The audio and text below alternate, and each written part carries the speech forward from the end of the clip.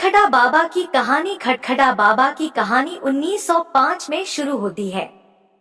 उत्तर प्रदेश, तब के central province के इटावा में एक डिप्टी कलेक्टर हुआ करते थे। उनका नाम था पंडित शिव प्रसाद चौधरी। वे मूल रूप कश्मीरी पंडित थे। उन्हें मिस्टर सप्रू के नाम से बुलाया जाता था। सप्रू जी अपना दिन भर का काम खत्म कर रात के 10 बजे सोने आते। उनका एक सहायक हुआ करता था। उसका नाम मनोहर था।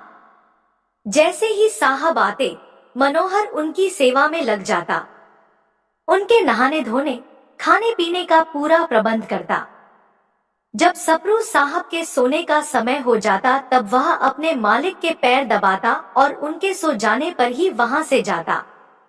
उस दिन भी ऐसा ही हुआ। सप्रू साहब सोने के लिए आ चुके थे। मनोहर उनके पैर दबा रहा था। तब सप्रू साहब ने मनोहर से कहा, मनोहर, आज एक कहानी सुनाओ। मनोहर की कहानी। मनोहर ने भी उन्हें कहानी सुनाना शुरू कर दी। एक बार की बात है। एक भव्य राज्य में एक अहंकारी राजकुमारी रहती थी। उसकी बहुत सारी दासियां थी। सभी दासियां पूरी सतर्कता से के साथ अपने कार्य को करती थी।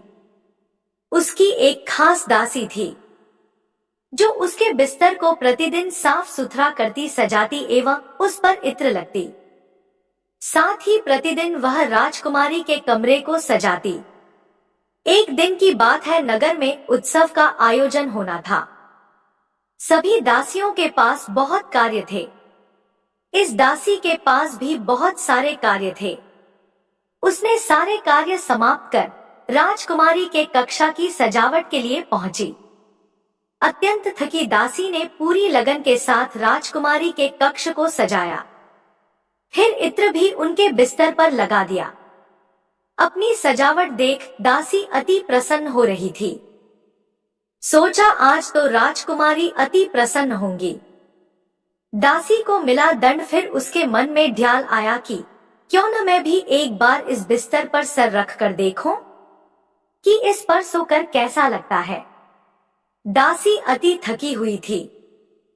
साथ ही कमरे में आ रही ठंडी हवा ने मानो लोरी का काम किया हो। दासी को पता भी नहीं चला कि उसे कब नींद आ गई। उसके सोते ही राजकुमारी वहां आ गई। राजकुमारी ने दासी को अपने बिस्तर पर सोता देख अपना आपा खो दिया। राजकुमारी के अहंकार को ठेस पहुंची कि मेरे बिस्तर पर कोई दासी सो रही है। वह चिल्ला उठी, रे दासी, तेरी औकात की तू मेरे बिस्तर पर सोए? तुझ जैसी को मेरे कमरे में आने की अनुमति है, वही पर्याप्त है, और तूने मेरे बिस्तर पर अपने नीच देह को रखने का दुस्साहस किया। तुझे अभी के अभी यही 60 कोड़े मारे जाएं। दासी की माफी और हंसी दासी राजकुमारी के पैरों में गिरकर जीवन दान मांगने लगी। बोली, राजकुमारी, मैं 60 कोड़े का दर्द नहीं सह पाऊंगी। मुझे माफ कर दीजिए। मुझसे गलती हुई है, परंतु आप मुझे गलत समझ रही हैं। मेरा आपके बिस्तर पर सोने की कोई मंशा नहीं थी। मुझसे यह अपराध गलती से हुआ। मुझे माफ कर दीजिए। परंतु राजकुमारी के अहंकार ने इतने क्रोध को जन्म दे दिया था कि वह समझ ही नहीं पाई कि वो किस अपराध के लिए क्या दंड देने जा रही है। दासी को कोड़े पड़ने लगे। वह कराहने लगी। कोड़े की पीड़ा सह नहीं पा रही थी। कष्ट में चिल्ला रही थी।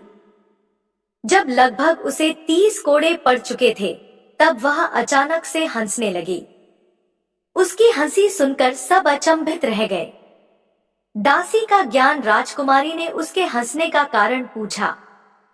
तब दासी ने कहा, हे धर्म विमुख राजकुमारी, मुझे ख्याल आया कि मैं तो चंद क्षण भूलवश इस बिस्तर पर सोई तो ईश्वर ने मुझे 60 कोड़ों की सजा दी है। तुम तो इस पर जाने कितने दिनों से सो रही हो।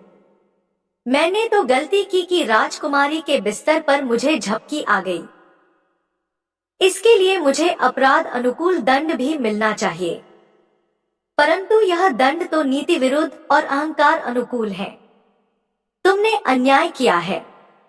तुम्हारे इस अपराध का दंड जाने कैसा होगा। मनोहर कहानी पूरी भी नहीं कर पाया था कि सप्रू साहब विचलित हो अपने शयन कक्ष से बाहर निकल आए। मनोहर भी पीछे पीछे भागा। मनोहर अपने मालिक से पूछता रहा, साहब मैंने कुछ गलत कह दिया क्या? मुझे क्षमा कर दीजिए। साहब घर से बाहर निकल एक वृक्ष के नीचे जा बैठे। कौन थे खटखटा बाबा? खटखटा बाबा की कहानी। फिर साहब ने मनोहर से कहा, नहीं, तुमने कुछ भी गलत नहीं कहा, अपितु मेरी आंखें खोल दी। मैं यह क्या कर रहा था अपने जीवन में अब तक? मैं भी तो उन्हीं का चाकर हूँ जो मानवता विरुद्ध नीति लगाकर भारत में काम कर रहे हैं। अपने ही लोगों को मेरे द्वारा दंड मिलता है जो अपराध के सामने कई गुना बड़ा होता है। अन्याय तो मुझसे भी हो रहे हैं। मनोहर कुछ समझ नहीं पाया, परंतु सप्रू साहब सब समझ चुके थे। उन्होंने अपनी नौकरी छोड़ दी, जीवन से संन्यास ले लिया। अगले दिन सुबह उठकर एक सोंटा, एक लोटा, एक लंगोट, एक जोड़े खड़ाऊं एवं एक गमछा लेकर घर से निकल पड़े। वे यमुना नदी में घंटों नहाते। भिक्षा में जो अन्न मिलता वह यमुना किनारे बसे पशु पक्षियों के साथ बांटकर खाते। फिर वन में भीतर जाकर पूरे दिन ध्यानस्थ रहते। फिर शाम से देर रात तक ग्रंथों का अध्ययन करते। संत खटखटा बाबा की कहानी। जब वे चलते तो उनके खड़ाओं से खट खट की आवाज आती है, इसीलिए आसपास के लोगों ने उनका नाम खटखटा बाबा रख दिया। वे आज भी वह खटखटा बाबा के नाम से ही जाने जाते हैं। सरस्वती पीठ बाबा का आश्रय बन गया। बाबा को मौसम से कोई प्रभाव नहीं पड़ता। वे सदैव खुले आसमान के नीचे ही सोते, मानो गर्मी, सर्दी और बरसात उनके मित्र हों। जल्दी ही बाबा खटखटे बाबा के चमत्कार एवं ज्ञान की बातें पूरे भारत में होने लगी। दूर दूर से लोग बाबा के दर्शन को आते। बाबा भौतिकता के मद में चूर लोगों को रोज समझाते कि चाकरी ही करनी है तो मन की नहीं ईश्वर की करो, जीवन को व्यर्थ मत करो।